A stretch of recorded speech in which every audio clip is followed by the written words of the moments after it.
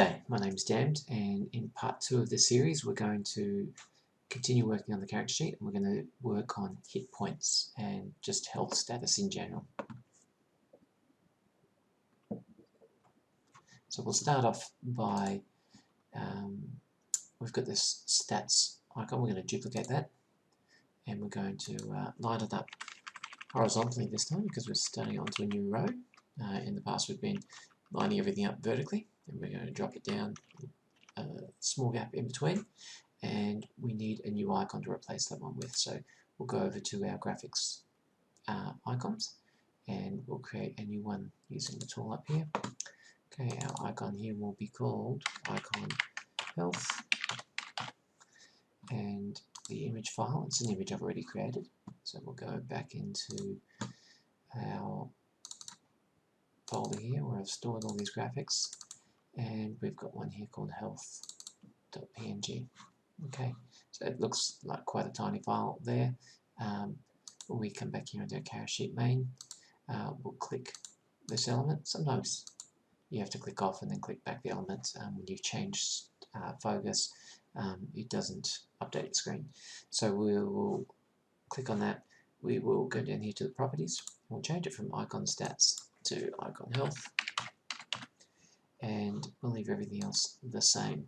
Now, because we just created it, the Ruleset Wizard doesn't quite, hasn't refreshed its database of those elements, but when we publish this, we'll see that it shows up just fine, and next time we close and reopen this rule set, we'll likewise see that it's working properly. So we'll just reload this table, open up the character sheet, and we can see our health box here. So the first thing that we're going to do is copy one of these double cells. So we'll copy that one, and we'll select all three elements. We'll bring it down here so it's in line. We're looking to maintain the same sort of spacing and alignment.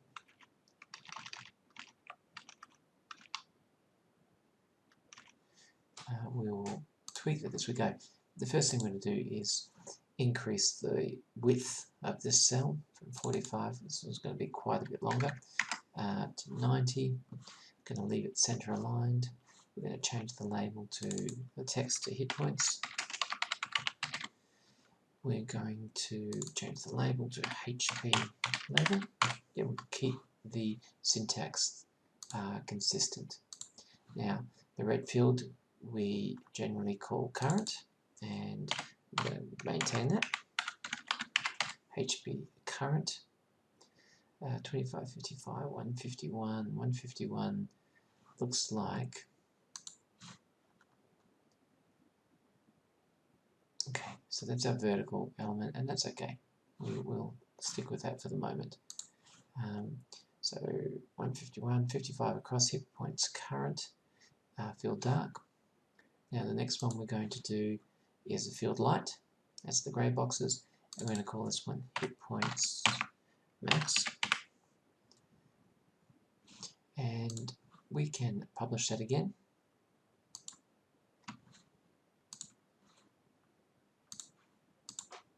And when we reload the table, okay, we've got hit points, and we've got hit points current and hit points max. Okay, so we need a couple of other things for this to suit our RPG. We want a field that lists the half unit max hit points, and that's the value for seriously wounded. So when your hit points are at that seriously wounded or lower level, we know that that's a special status. So let's see here, we've got 151, next one starts at, we've got 55, next one starts at 82, so that's 27, so this one should be 110, we want 109, I think. Okay, we also want to change this to hit points, let's go serious. It's got to have a unique name, and we're going to change the frame from field light to field black. Just went past in the cycle. You can see here that there's a whole list of existing ones in there. Okay, so we'll leave those exactly as they are. And we also want, when you are seriously wounded, all rolls get a -2 penalty on. So we want a box there to help us assign that manually. So what we're going to do there is create a couple of new frames. So we're going to create a new frame here. We're going to use a pre-prepared graphics. We're going to use box black, box grey, and box red. So we'll call this one box black. The frame offset, when we look at that image, it's got some differences in the top left hand corner, so we'll go with the slightly larger. That's the 8 pixels left and 8 pixels top, and then 4 for right and bottom. So we've got box black. We want to do another one for box red.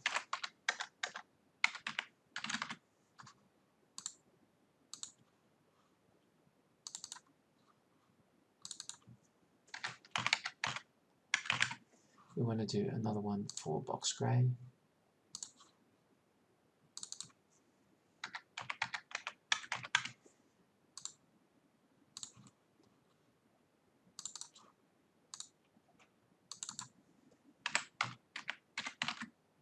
Okay, so we've got those new frames set up. So we'll come back here to our cart sheet main. We're going to duplicate this one again. In fact, we can duplicate 2 of them if we like. So we'll duplicate, select them both.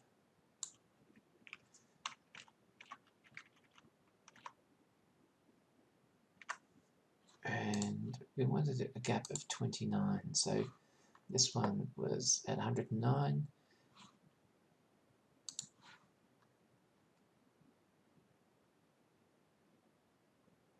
$137, so we need to move these over one more.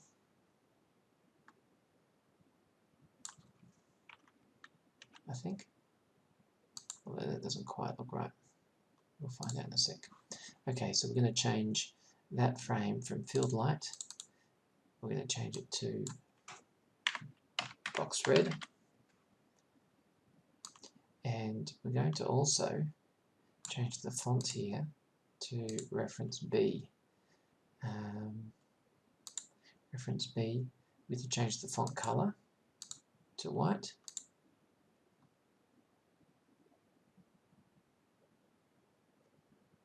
That view for some reason takes a little while to load up. So we've got reference B, white. Okay.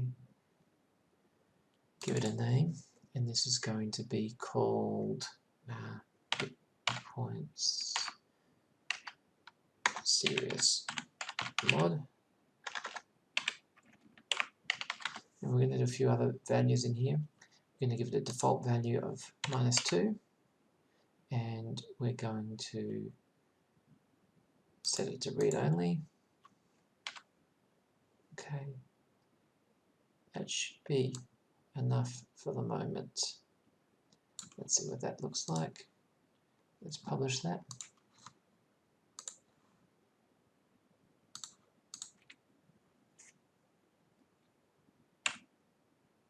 Okay, that hasn't worked because we didn't actually, we did frame box red. Okay, box black, box red, box grey. What have we missed? Should have worked. Let's see what else we're missing here. Okay, so why it didn't work was when I generated this file, you can see that it's placed the pack file in the subfolder that I was last working in. So we have to go back to Rulesets, save it there, and this time when we reload the table, it should read from the new pack, and we're going to get the new value. Okay, so we've got a -2 there, and we can see our pixel count here is slightly large. We do need to move that back 2 pixels.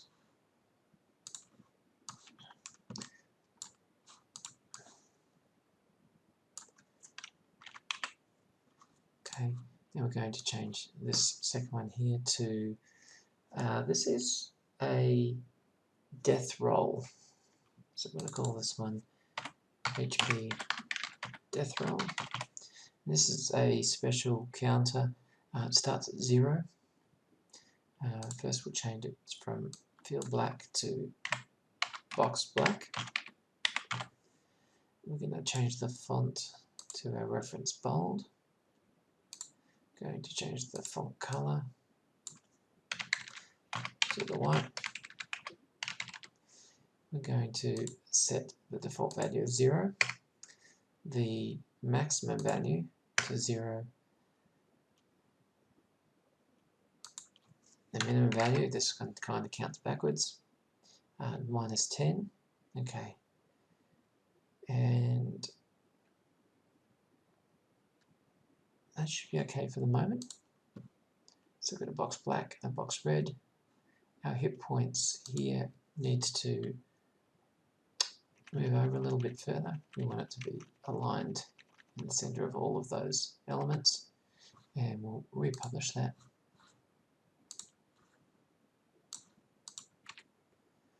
We'll reload the table and our character sheet. Fantastic. So we have hit points, we have our hit points current, our hit points max. We have our it's just a reference field, tells you what the serious wound level is, and it's exactly half of this rounded up. This is a modifier field for when you are seriously wounded, and this one is a special death save. So what we might do now is add a little bit of code into a couple of these fields. So hit points maximum is based on your body score and your will score. So what we're going to do to set the hit points max number is we're going to add some code in here. And this is where we're starting to dive into the code stuff. This is where we're starting to really work with the power of Fantasy Grounds. So we'll go into the number field, and we're going to go down into the code editor. I've just prepared this code earlier. So we've got on value change. So whenever our will score changes, which includes the very first time you put a value in, because the current value is 0, if you put a value in, it becomes a new value, it will update the field. So node win is a local variable which references window.get database node. So that's trying to find the current character sheet. So each character sheet has a specific reference in the database, and when this code runs, it basically gets the identifier for that character sheet. So then we want to find some child values. So body current, we remember our current scores, they are the actual values here for these attributes, stats, and they are the red ones. So where we've got luck and imp, these we use the red values, which is the current ones, not the max values. So we've got in body, we want to get body current, and in will, we want to get will current. So we're going to get the values for both of those. And then we have our formula. So we've got body plus will divided by 2, and then math.ceiling rounds that up. So say we had a score of 5 and a score of 6, we have a total of 11, divided by 2 is 5.5. We want to round that up to 6. We want to multiply it by 5, that becomes 30, and then we add 10. And that's just the formula for how hit points are calculated in this game system, right? So don't worry about the whys and wherefores of that. This is getting down to the mechanics of the game system. We want to really understand those things mechanically so that you can turn them into code. Then we want to again use our node win, our get child. Our get child is our HP max field, which is this one, and then we're going to set the value to the result of this formula. So I applied this code here to our will, and I also need to apply it to same code to body, because anytime either of those values change, either through injury, through an augmentation, through leveling a character up, whatever it is, anytime those values change, our max hit points should change. So let's push that in and test it. And of course, I've pre-written that code, and every time I write code like that, it usually takes me 1 or 2 goes to get it exactly the way I wanted it to be. But in this case, hopefully, it should all be ready to go first time. So we open up our character sheet, and we're going to give ourselves a will score of 5. And straight away, we got 25 hit points. And we're going to give ourselves an emp score of 6. So that was from our example. And of course, that's not the right one, it's body. So will and body. So 5 plus 6 is 11, divided by 2 is 5.5, round up is 6, times 5 is 30, plus 10 is 40. So maximum hit points is 40, and that value is auto-calculated. Of course, if I change my will value, that should change it correspondingly. So first step of automation. So that one was nice and easy. The second one we're going to automate is our serious wounds value. So this is just a numerical value that just tells us when you have that many wounds, you're seriously wounded, right, when your hit points drop to that level. So we basically, this is derived from your maximum hit points, and it's basically your half of your maximum hit points, again, rounded up. So it's a pretty straightforward formula. But where do we run this? Well, we want to run it on the max hit points. So anytime the max hit points changes, then the serious wounds number should be reevaluated. Okay, so we're going to put the code on our max hit points, the hit points max. So we'll come down here and we'll run some code again. So again, it's on value changed. We find the character sheet. We find the value of hit points max. Now we do hit points max divided by 2, round it up, and then we're setting the value not of hit points max, but we're setting the value of hit points serious, which is this value. All right, HP serious. So anytime hit points max changes, the hit points serious will be reevaluated. So let's save that one again.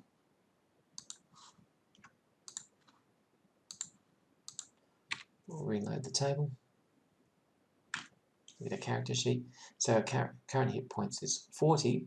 Now this hasn't evaluated because it's only going to do it when this changes. So how do we change this?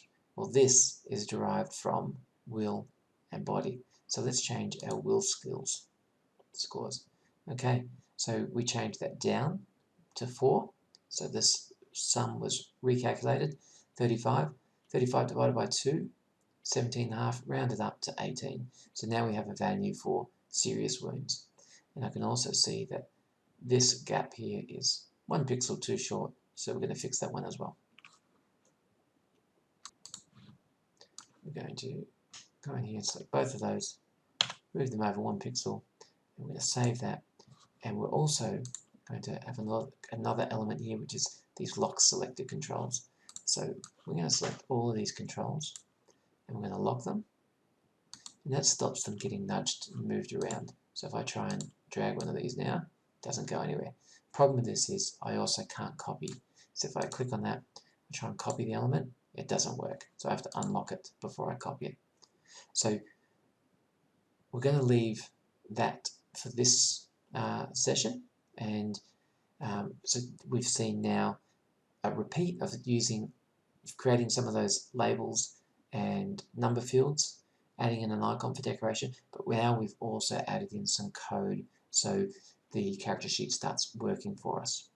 Hopefully you found this useful. Hopefully you've been able to follow along and you've got some ideas building in your head for a rule set that you want to see brought over to Fantasy Grounds, and you're starting to think about how you're going to embark on that project. Thanks for watching.